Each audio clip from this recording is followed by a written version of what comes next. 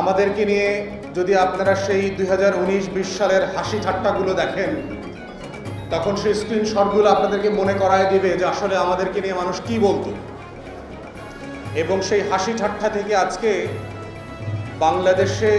যে 5-7-10টা রাজনৈতিক দল প্রতিদিন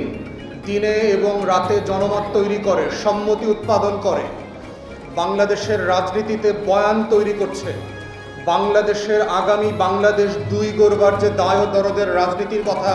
তরুণরা গণ অভ্যুত্থানে গত বছর জুন জুলাই আগস্টে বলেছে,